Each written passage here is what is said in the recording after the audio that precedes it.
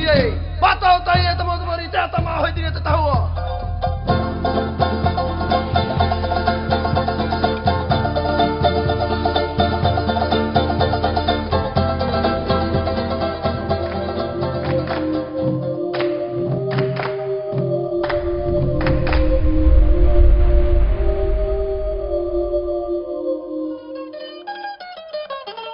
Au sein de la Polynésie française, les atolls des Tuamotu forment un archipel à part. Ce chapelet de 77 atolls s'égrène sur 1500 km du nord au sud et 500 km de l'est à l'ouest. La compagnie aérienne locale, Air Tahiti, permet d'accéder à ces fantastiques paysages de moutous isolés dans des lagons de jade et d'émeraude.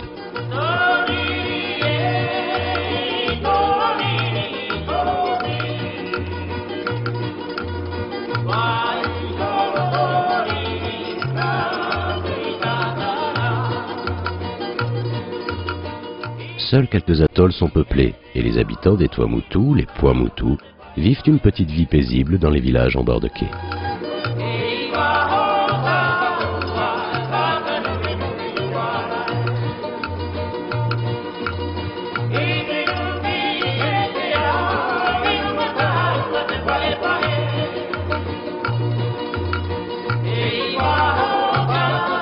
Sur ces moutous dénudés de relief, entourés par les lagons et l'océan, les activités possibles sont invariablement orientées autour des joies qu'offre la mer.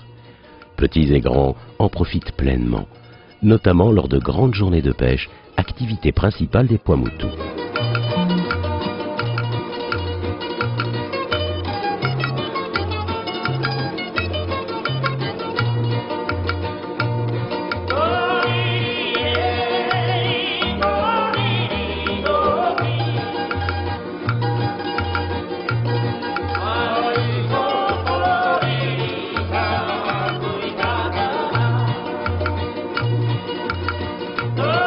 Les variétés de poissons sont nombreuses et certaines pêches sont parfois plutôt surprenantes.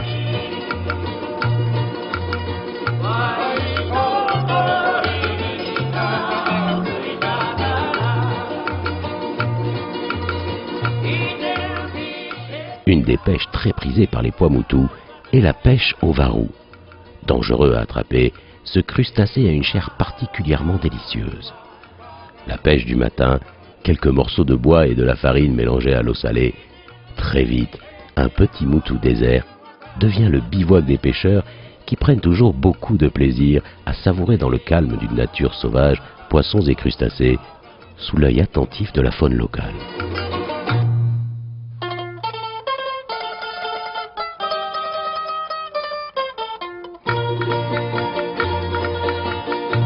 Si les Tuamotu permettent lors de nombreuses excursions de devenir le Robinson Crusoe d'un jour, il existe de confortables hôtels de haut niveau qui offrent une détente bien méritée.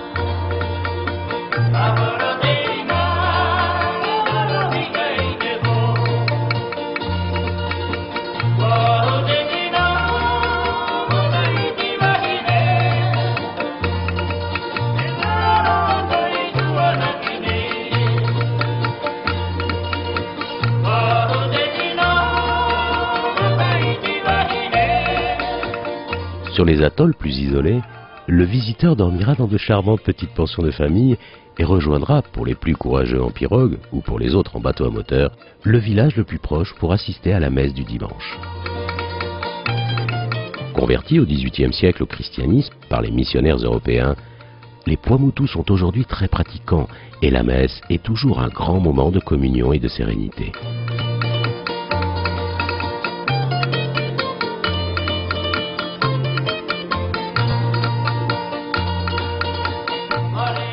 Tandis que certains profitent d'un repos tranquille, d'autres, vaillants, rejoignent les cocoteraies et rassemblent les noix de coco tombées à terre pour en extraire les copeaux. Ils obtiennent ainsi le copra, résidu sec de la matière blanche de la noix de coco. Grâce à son pana, le copraculteur effectue un bref et énergique mouvement du poignet pour séparer l'amande de la coque. Les copeaux récoltés seront alors séchés, puis envoyés vers Tahiti afin d'en extraire leur huile. Mais le copra est une ressource secondaire des Tuamotu. En effet, la perliculture est incontestablement le noyau économique des Tuamotu. De très nombreuses fermes perlières peuplent les lagons des atolls et donnent naissance aux célèbres perles de Tahiti.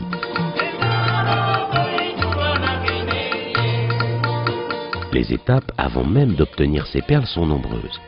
Il va falloir collecter les jeunes huîtres, puis les attacher à des lignes d'élevage afin d'attendre leur maturité.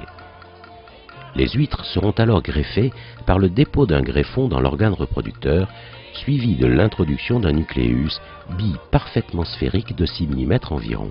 Dès lors, les cellules du greffon se développent autour du nucléus pour former le sac perlier qui, une fois fermé, sécrétera la matière nacrière.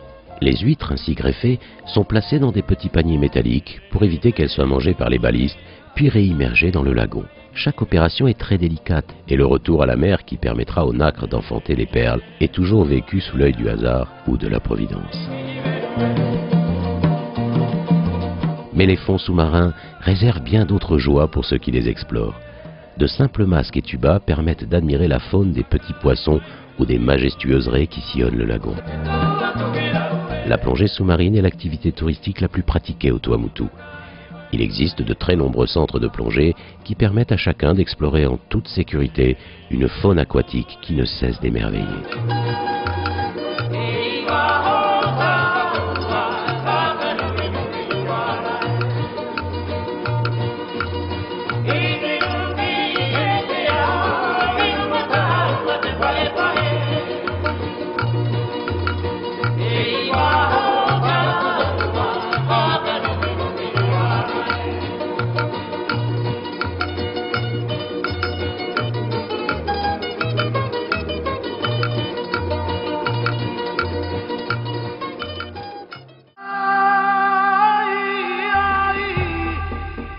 Mana wata tau te ia ruie. Patau tai e tamo tamo ni te tama hoi dire te tahua.